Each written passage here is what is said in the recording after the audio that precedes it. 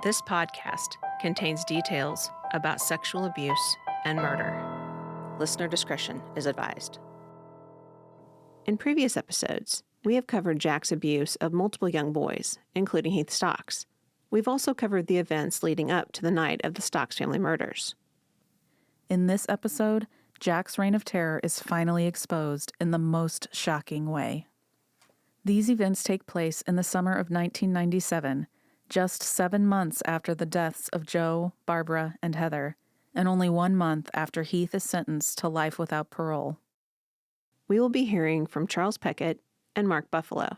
We reached out to Karen Knox, but she declined to be interviewed. We've discussed the stories of multiple victims of Jack, but one we haven't talked about yet is the Aukus family. The following information was taken directly from the official statements given to police. So Terry and Vicky Aukus moved to Lonoke in 1991 with their 3 sons. They moved right onto the street where Jack Walls lived with his family. In the beginning, Jack was a good neighbor to them. He would buy Josh, their oldest son, different things like camouflage clothes and knives and ammo, and he would say that Josh could work them off at the farm. It's very similar to the methods that he used with the other boys. It's almost like he made them indebted to him. You can work this off. Right away, he is starting to weasel his way in, just like he has with so many other families. And again, the family thinks he's great. Jack's here helping us out, buying my son's stuff, taking him under his wing, and it all just feels so normal to them. So during Josh's 7th grade year, his parents notice that he becomes more aggressive and negative. Looking back, Vicky remembers that Josh had spent a majority of the summer following 6th grade with Jack. And like we talked about Heath in episode 5, Josh becomes disinterested with Scouts and he wants to quit. But his parents push him to finish his last project to get that level of Eagle Scout. So on July 20th, 1997, Vicky ends up finding a bag of weed in Josh's belongings, and she confronts him about it. And she says, you know, you're so close to finishing your last project to become an Eagle Scout, and Jack has been helping you. And in response, Josh says, let me tell you something about the Walls family.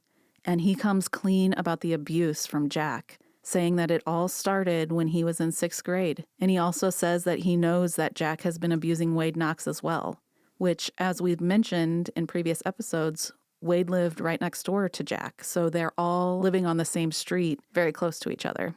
Another interesting point of that dynamic of Josh's family is he had 2 younger brothers. And in a previous interview that he had done, he mentioned that he saw Jack buying his younger brother camouflage pants. He saw him buy the knives, and he knew that Jack was setting himself up to start abusing his younger brother too. And he didn't want that to happen. He was looking out for his younger brother. He didn't want the cycle of abuse to start over. And you can kind of see that with the different boys, whereas we had Wade, who looked out for the young boy who Jack wanted him to bring into his group. You have Josh now looking out for his younger brother. So it seems in a way that the boys they're growing up. While they still are under Jack's control, they're starting to see that they have to protect the next generation. They still have that one area of their life that they control, and it's to not let it happen to anyone else. So after hearing that, the Aukuses make arrangements for Josh to go see a therapist, and they decide not to say anything about the abuse to anybody because the following week, one of Jack's daughters is getting married. Not to judge anybody in the decisions that they made, but that's your child, and you just found out they had been being sexually abused. Jack's daughter's life is obviously going to be changed whether you wait a week or not. I feel like every time we're reading these different statements and stuff like that, I always put myself into the parents' shoes, the parents' position, to kind of see what they might have felt like or been feeling when they made these decisions. And the only thing I can think when I'm reading this is I would have immediately went straight to law enforcement. And like you said, I don't want to judge, and I can't put myself completely in their shoes because Jack did have control over them too, in a way. Right, exactly. And it was a different time, and all of these things come into play, but it's just so hard to wrap your mind around. So on July 28th then, Teriakis goes to Charlie Knox, and he tells Charlie everything that Josh said. And he asks Charlie, can you talk to Wade about it? So the Knoxes confront Wade and ask him, has Jack been abusing you? And I know we said it before, but just to mention again that Wade is Jack's nephew. So Wade tells his parents that everything is true and basically backs up Josh's story that they've both been being abused by Uncle Jack for years. And at that point, the Knoxes decide to ask their older son as well if he had been abused by Jack. And their older son's response is, you believe everything that those boys are telling you. So that night then, Charlie and Karen go over to the Occases to talk to them. They had only been there a few minutes when the doorbell rings. Wade came out of his house with a gun and went over to Jack's house, which was right next door to his house, and pointed the gun at Jack and told Jack, let's go, because they were going to go across the street because he had another victim across the street that he was messing with. And then that victim had a younger brother. That younger brother, Jack started buying clothes for, little treats and stuff for him at the same time. He was starting his way of getting that person as a victim too, and Wade saw what was going on. And Wade said, no, you're going to tell my parents what you've been doing for years. And pointed the gun at him and marched him across the street to where he was at, to where his parents were at, and told him that you are going to tell them what you've been doing for years. And Jack told him. Does that surprise you that Jack went with him and told him? I think it doesn't surprise me, especially when he had a gun pointed at him. And if he knew Wade, Wade would have shot him. And that would have been the worst thing that could have happened. I think that was his way of just saying, all right, it's out. And I think, too, the fact before that he was caught in bed with Heath. I think that he had that in the back of his mind, too. It's out. They open the door, and Wade's standing behind him with a gun pointed at his side. Wade tells Jack to tell them what he had done. And at first, Jack says nothing, so Wade knocked him in the head. Jack had no expression on his face. He was just sweating. Then Jack said he was sorry for what he had done. Charlie took the gun away from Wade, and Karen asked Jack why, after all this counseling that they had put Wade through, why our boys? Jack's response is, I like the outdoorsy, rugged type.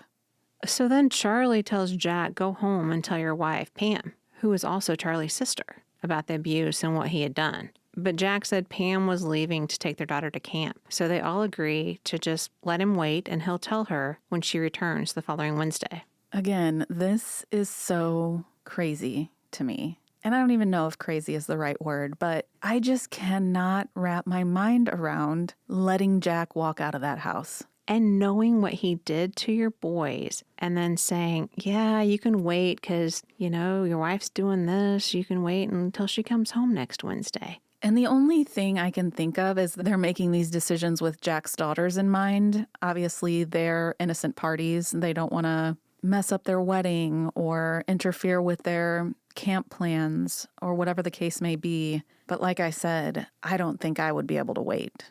No. And are they really making the decisions with Jack's daughters in mind? Because is Jack doing anything to his daughters? Like, stop it now. And don't let them wait another minute. But they do. And he just goes on with life.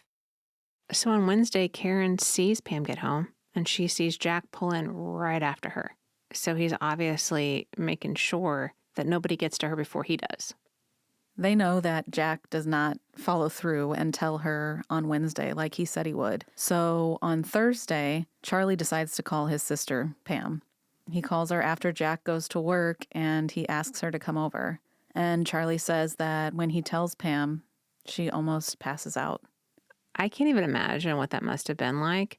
But also, it can't be that surprising for her because you have what Jack went through with the Hogans. You have the multiple boys coming over with Jack fixing them drinks in the kitchen while she's there. He takes them off into the living room and watches movies with them. So I can't think that she is all that surprised. I think the worst part of that is for his daughters, because that had to be absolutely horrific to find out that your dad had been doing that to so many boys in the town. And now their lives are about to be completely turned on their heads. And I've read multiple statements where the daughters have said, I wish somebody would kill him or just kill me. That's a small town. It's not like it's a big city where you can just get lost in crowds and nobody knows your name. Because as we've said before, that name is pretty powerful around there. So now, instead of being associated with this powerful family that helped found the town and has been so prestigious for so many years, this is going to be their legacy now. One they can't run away from. So after Pam finds out, obviously Jack knows then that Pam knows. And so he comes home from work immediately, and he asks the Knoxes to come over to their house. They go over there, and so does Teriakis. They sit around the table, and Jack's trying to explain and defend himself. And he says that if he can stay out of prison, he can continue to work so Pam and the girls can keep the house. And Pam ends up asking how will he be able to support 2 households if he moves out and her and the girls stay at the house. And Jack's response is that he can live cheap. The families then asked Jack to get counseling and to get a mental evaluation and to leave Lonoke. Pam says that if this case does go to trial, like the Hogans did back in 1993, that Jack would not have the support that he had during that time and that she would not stand beside him. So after having this conversation, everybody leaves the Walls house thinking that Pam is behind them. However, the next day, Pam says that she's decided to stay with Jack and that they would all leave Lonoke. I picture that in my head. The family sitting around talking about it and discussing it. And if you go get counseling, then we won't say anything. Again, that is absolutely crazy that you could find out that a man has been molesting not just your children, but other people's children. And you know it doesn't stop there, so why just let him go get counseling and not turn him in? Then they're just going to move into another town and the cycle will continue outside of Lonoke with countless other boys. I just feel like at this point, it's almost a responsibility to put an end to it. You know what's happening. There's only one answer. I was also just thinking about that night after the Knoxes and Teriakis leave the house and Pam is just in the house with Jack. I would imagine that Jack manipulated her into changing her mind and staying with him. Everything that I've read and heard about Jack Walls, he was a master manipulator and he could twist anybody or any situation to his benefit. So in this situation, he wanted Pam to stay with him. And like we've mentioned, Pam obviously knew this has been going on. Because if your husband has charges brought against him 4 years ago for trying to molest a boy, and then, you know, their boys are over there all the time, he's fixing them drinks, she has to suspect. And I'm sure that was probably the root of Jack's manipulation and persuasion to her, saying, they're going to know that you knew all along, or they're going to suspect that you knew all along. This is going to look bad on you too. All of our life that we've built, it's all going to go away. And it's going to affect their children, her children. That is a really good point because he did that with the boys. If people find out, they're going to think this of you. So he always makes it an us against them situation. And I'm sure he did that with Pam. Just thinking about that, it's easy to kind of place blame on Pam as well. But in a sense, if you look at it that way, she was one of his victims as well, emotionally, at least mentally. I just always go back to the daughters too. That had to be horrific for them because they go to school around there. One of the daughters was dating Josh Aukus. So that is your boyfriend, and your dad does that to your boyfriend? All of these boys, their age that they go to school with, and their dad is sexually abusing them. It would be really hard to show your face in that town at all. So after all of this, waiting for Jack to do the right thing and tell his wife about what has been happening and watching nothing happen, the families decide that they're going to finally take matters into their own hands and report the abuse to law enforcement. And at this time, Charles Peckat has just moved to Lonoke. Can you tell me what your life was like before you came to Lonoke County? Life was good. I retired from North Little Rock. I was a lieutenant in internal affairs. It was good. I wanted to go to Lonoke when I applied to have a nice, easy job for the rest of my career. And I got surprised once I got there. So what were your initial couple weeks like as the chief police of Lonoke? Well, it seems like it was 9 days after I was there is when the Jack Walls case opened up. It was a short time after I had arrived there. I thought it was kind of funny because when I got there, I couldn't get into my office because somebody else had the key to my office. And I finally got the key to my office, went in there and sat down at my desk and thought, okay, this is nice. It didn't take very many days after that the Jack Walls case came up. So who first told you about the crimes of Jack Walls, and how did that come about? We'd received information, I think it was from the Department of Human Services, on Jack Walls' case. We heard that Heath Stocks was a victim and that it needed to be investigated, that it would go farther than that. What was your reaction to this information? I mean, it's quite different than you expected, I'm sure. Well, when I found out who was involved in this, I knew that it would be a problem because Jack Walls' dad was a circuit court judge. He was from a prominent family, and he was a gun repairman, and he would fix people's guns. So a lot of people knew him, and they were friends with him. He befriended a lot of people in town. When you said you knew it was going to be a problem, did you think that you were going to get pushback? Like, what do you mean problem? Politics.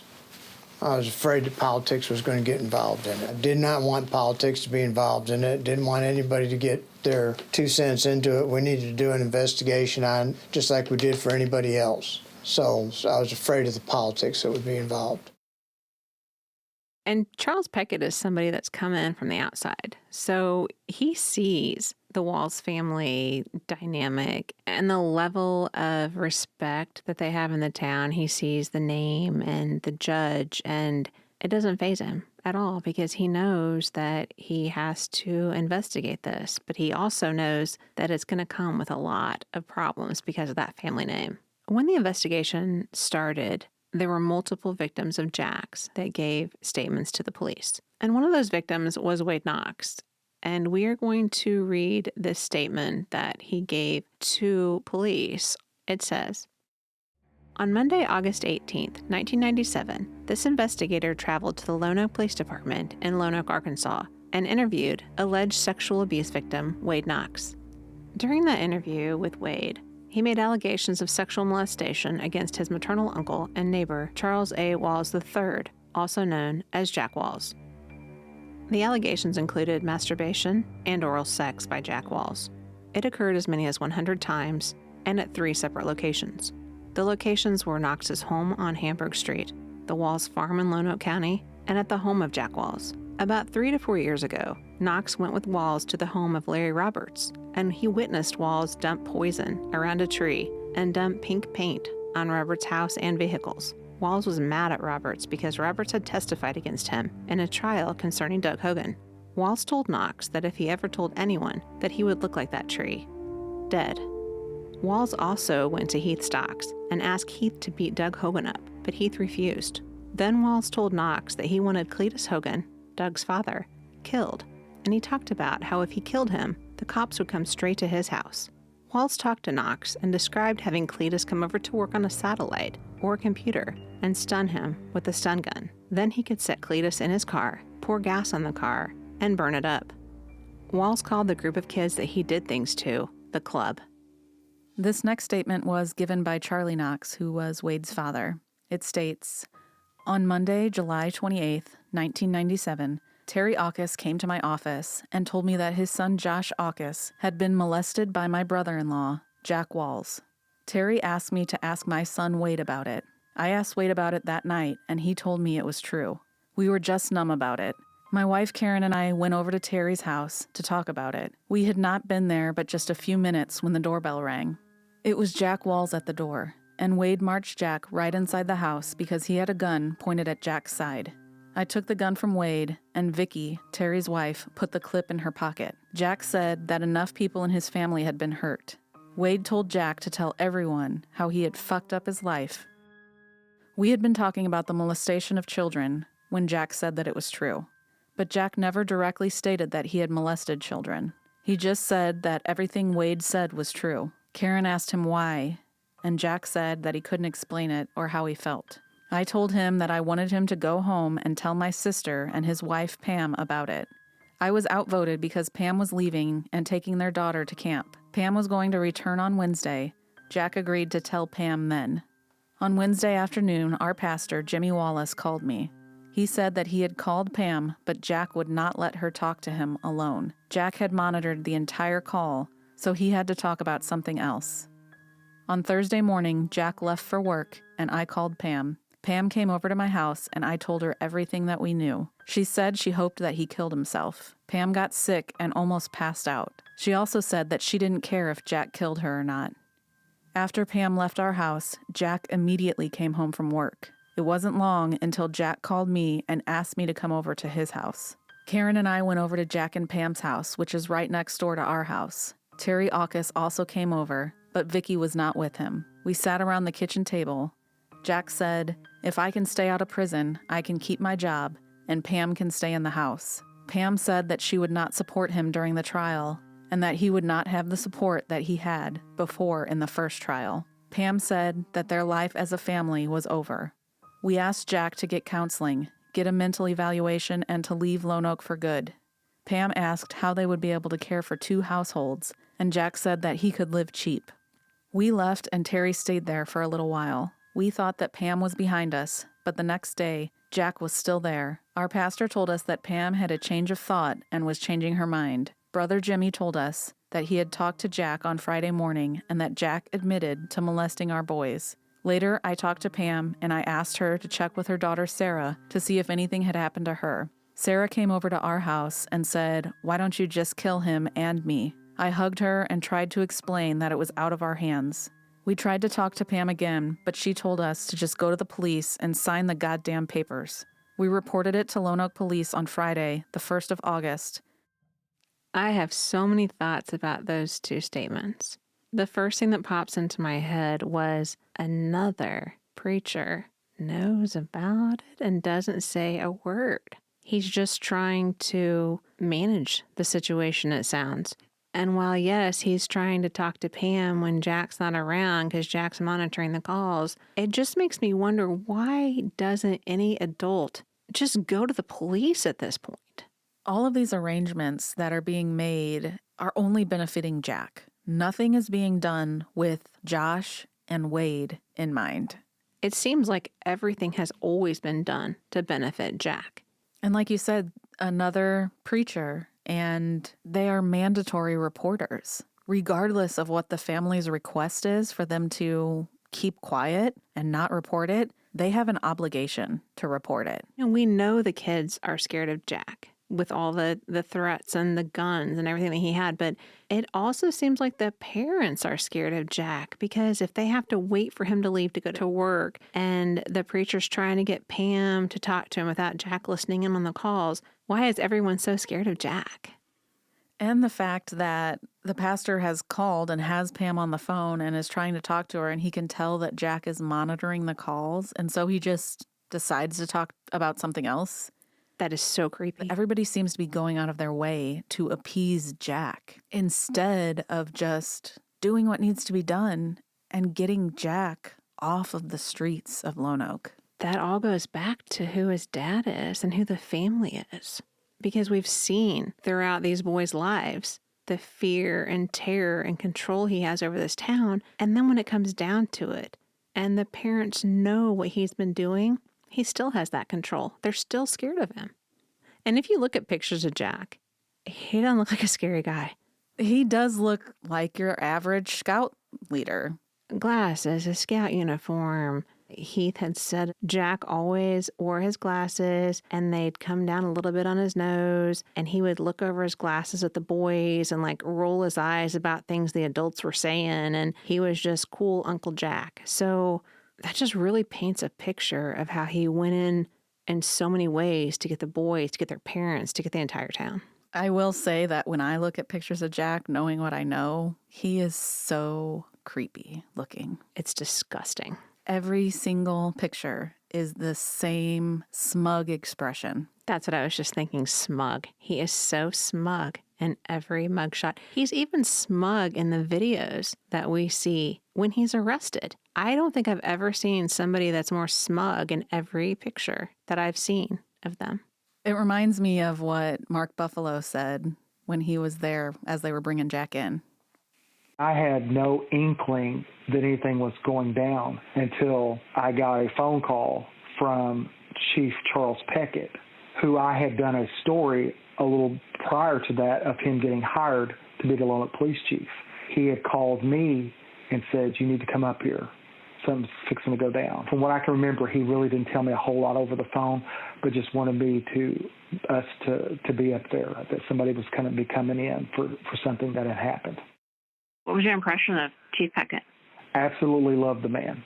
He is somebody that came in, was an outsider, and didn't necessarily worry about who was who within the town, and didn't necessarily worry about ruffling feathers when it came to the name brand people of the community. It didn't necessarily surprise me. He was able to, investigate this after he got wind of it and was able to make an arrest.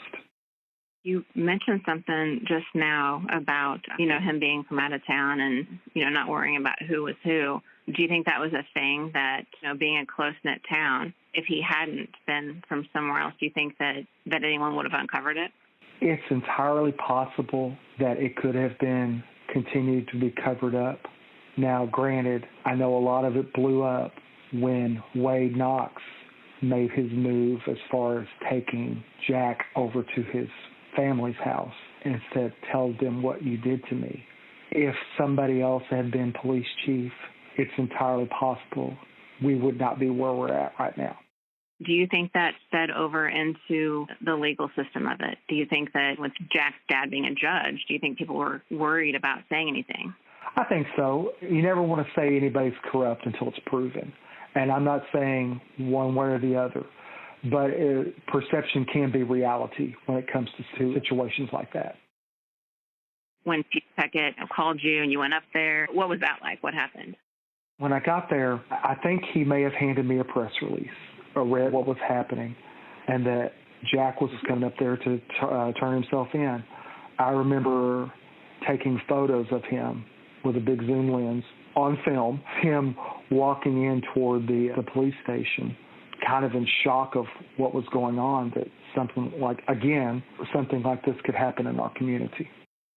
Do you remember what his demeanor was like? It was almost like cocky arrogance that I'm going to beat this rap. It's just the way he carried himself. It just seemed like that to me personally. What was the general feeling about him around the town? Everybody could not believe that Jack Walls could have really done any of this until other aspects of the investigation started coming out. Just that he did this to his own nephew, and that it just started snowballing to where more information got out, and it seemed very believable. As Charles Peckat mentioned, he had just arrived in Lonoke and was looking for a quiet place to retire. And all of a sudden, he is faced with an investigation that was far beyond what he could have imagined. Did you feel like an outsider when you arrived? Yes, I did. I was an outsider. A lot of people in town, they know each other. A lot of them are related, so they know each other. And I was an outsider as far as I didn't try to get into different groups. I tried to treat everybody the same. So being an outsider, did you have any hesitation investigating a member of one of the town's most influential families? No, I did not. I treated everybody the same. If you violated the law, it didn't make any difference who you were. So how did you begin investigating his case? I sent one of my investigators out the first day to start on it, and he went out and talked to Wade Knox and the Wade Knox family and found out what was going on. When he wrote his report and it came back to me, that's when I got involved in it, because I felt I had more experience in something like this to work this case. I took over the investigation on it. We searched Jack Wall's residence, his locker at his employment, and I think it was his sister's house at the same time, simultaneously. We were looking for anything to do with the Boy Scouts or anything to do with camping, and any guns that we could possibly find, alcohol, stuff like that that he was supposed to be using when he was taking these boys out. We didn't want to lose evidence. We didn't know if some of it had been moved from one location to another location, and therefore we wanted to get it before it got moved again. What kind of evidence did you find in Jack's home? Books, some, I guess you'd call them X-rated books, porno books. We found photographs. We found, of course, alcohol. We found a sleeping bag eventually sent to the crime lab and had it analyzed, which had semen on it. I can't remember what else we found in there, but pictures, magazines, books, stuff like that. Do you think that any evidence was destroyed once you started your investigation? Yes, I do. By the time that we were able to get the warrants and get over to his house and get to these other locations, we feel that he did destroy evidence. I can't say that as a positive because I don't know what was destroyed, but some of the stuff that the kids had told us that were there and some of the pictures that we couldn't find where he was supposed to have kept them, they weren't there at that location. He immediately has to go into complete overdrive mode and start interviewing people, start talking to these boys, trying to find out how many boys, who all he needs to talk to. It's just an endless amount of names that keep coming up. And when we look through this stuff too, even today when I was looking through more documents, there's even more boys' names that come up each time. And I did want to mention, too, that we've had multiple victims of Jack's reach out to us. They want to remain anonymous, and they've told their stories, and they've told what they went through. And that's just a small portion of the people that were impacted by Jack. I would like to add that if there are any of Jack's victims or anyone else with knowledge of the story and would like to talk with us, please feel free to reach out. Peckat is now faced with the task of interviewing all of these victims, boy after boy, over 100. And each of them is just as horrific as the next one. I went around to England, Carlisle, Lonoke, and even as far as Hot Springs to find various victims, and we spoke to approximately 50 kids. What age ranges? Were they all the same, or did it kind of vary? It varied because we had heard that one of them was like about 30 years old. We had talked to the other kids, especially the ones that were in that same age group as Heath and Wade. We wanted to get especially that age group and get those kids in there. So this has been going on for quite some time with Jack. Yes. In your career prior to Lonoke, had you ever come across anyone with 50 victims? Never. I never did that. Most cases that I investigated, it was, one or two victims, and that would be about it. It never went to this extent. Jack had such control over the people that he knew and the various families that he dealt with that he was able to get away with doing this.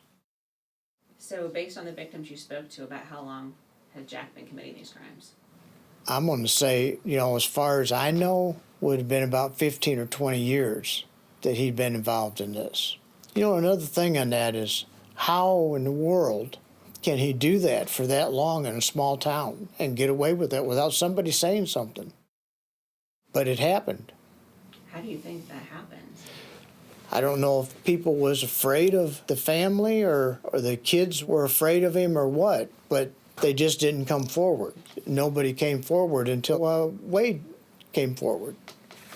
And Wade is the one that broke this case open.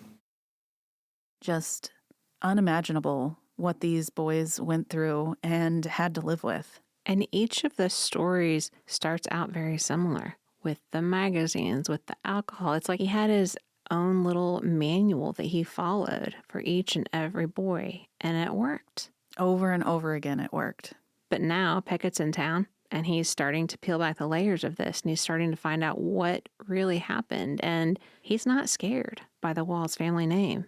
Although he does have some threats against him, it still doesn't deter him from finding out the truth. Did you ever feel threatened when you were investigating Jack's case? Yes, I did. I received a threat, received a letter in the mail that said that reminded me that I was sitting by a window in my office. I remember it talking about me sitting by a window in my office. And other people were saying that Chief didn't know what he was doing, that there was There's no way that Walls was going to get convicted of this. All these things that people throw at you in politics and stuff that was becoming involved. Were you shocked by what you found investigating Jack? Yes, I was shocked. You don't ever want to see something like that Jack had done, that he was doing to these kids. And I call them kids, they were all kids. Continually doing it to them, like Heath Stocks. Heath Stocks, he did it to him for 10 years. Jack Walls had a case that had come up earlier being a few years before this case came up, where he had tried to molest another boy in town. He was found not guilty in that case, and so he had won that time.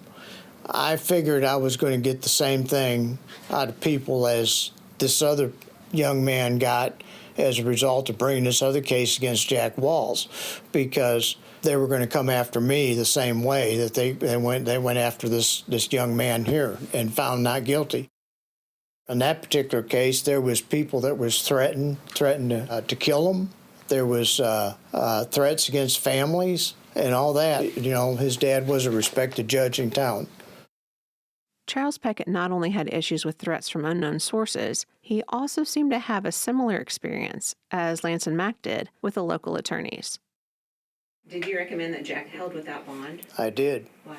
Because he had a history behind him of threatening people that went after him. And that happened with Carlisle's case. He had a history of going after people, and I didn't want him coming after me. I didn't want him coming after anybody else that I had out there as witnesses. He knew who they would be because the hammer had dropped on him. So did they agree that to your recommendation? They did not. The prosecutor did not recommend no bond on us when he was arrested. Is that odd that they would go against what you recommended?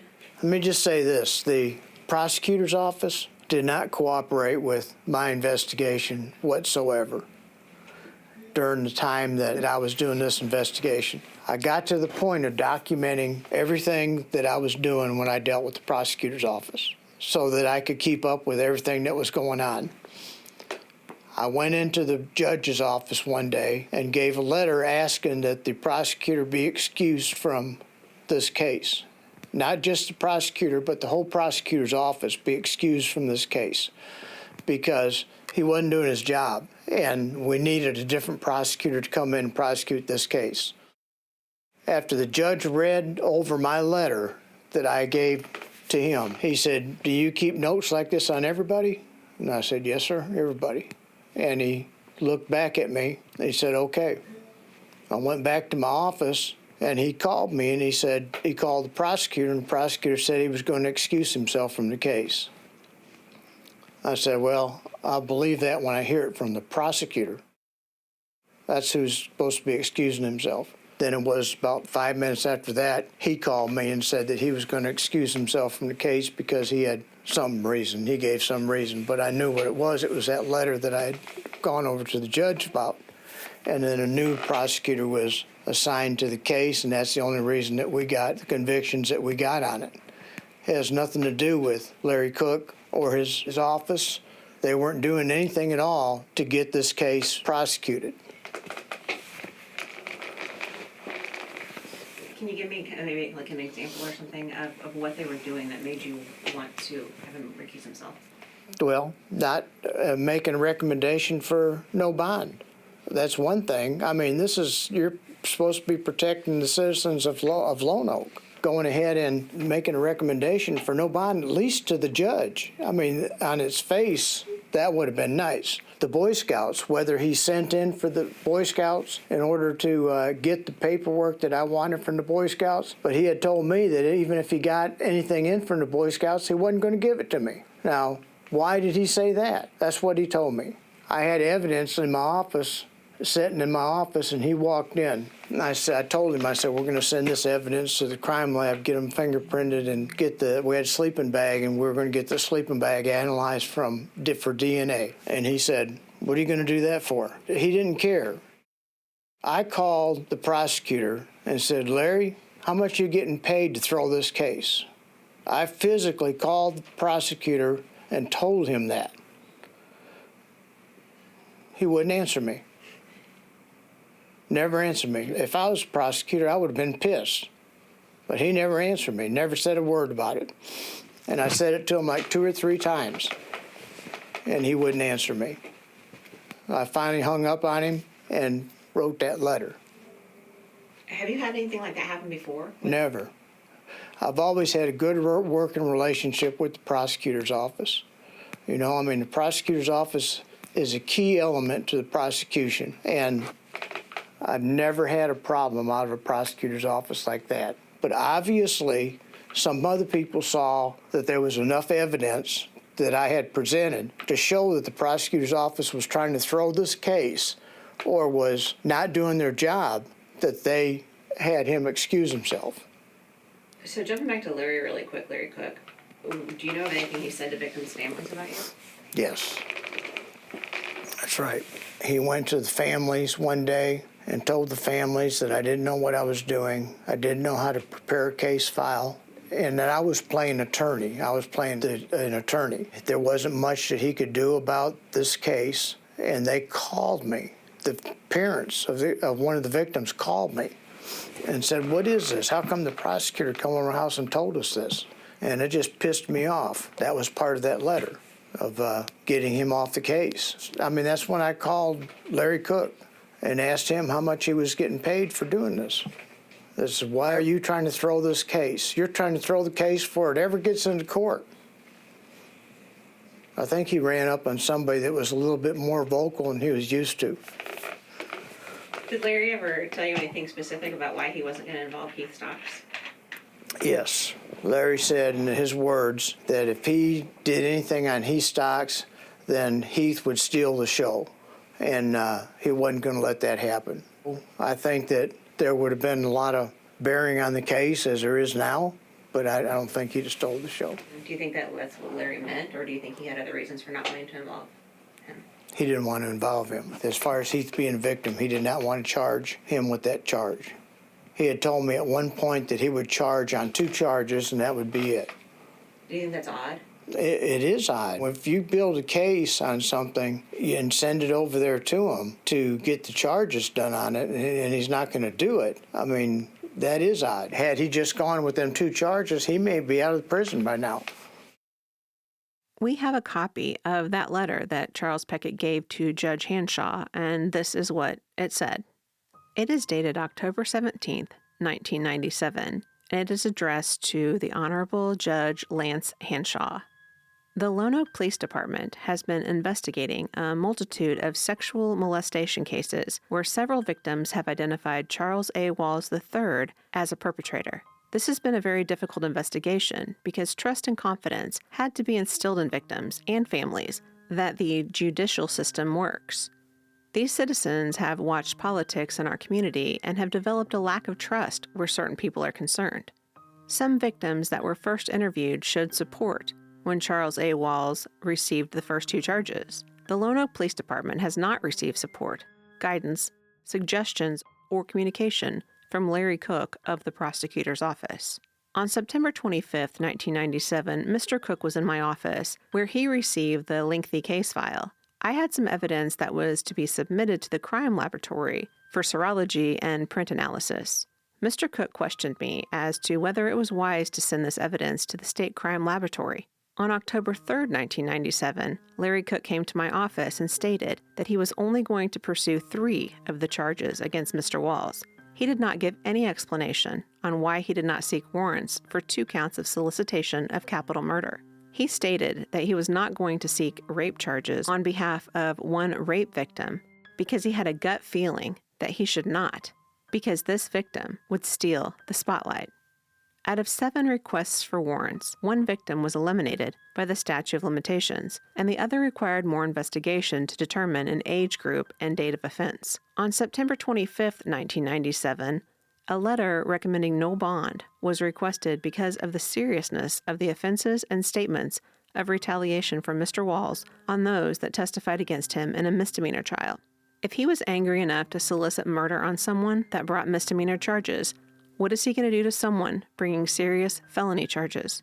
On October 5th, 1997, Larry Cook discussed this case with two of the families of the victims. He tells one family that I am playing lawyer and does not know anything about how to conduct an investigation. He tells another family that I am not a good investigator and prepared a poor case file. Both of these families have stated to me that they do not have confidence in Larry Cook or the prosecutor's office.